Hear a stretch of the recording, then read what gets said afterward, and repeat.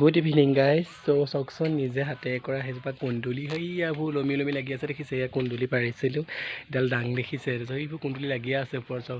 আচলতে নিজে কৰা বস্তুটো আমেজেই বেলেগ। নিজে কৰি থৈছিলোঁ মানে চব কিমান যে কুন্দুলি লাগিছে ওপৰত দেখিছেনে বাৰু আপোনালোকে। তাৰপিছতে চাওকচোন ইমানখিনি পাৰিলোঁ দেই। এয়া দেখিছে এই 2 কেজিমান পাৰিলোঁ।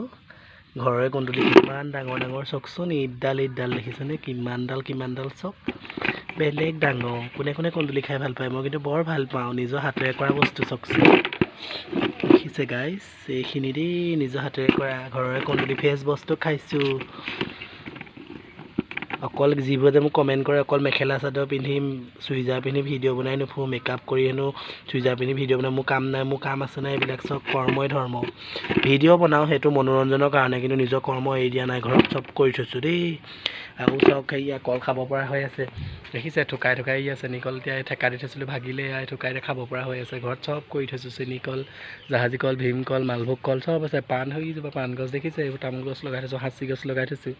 এনেই বহি নাথাকে মেনকা। সেইকাৰণে মেনকাক কমেণ্ট কৰাৰ আগত 10 বাৰ চিন্তা কৰিব দেই গাইজ। বাই।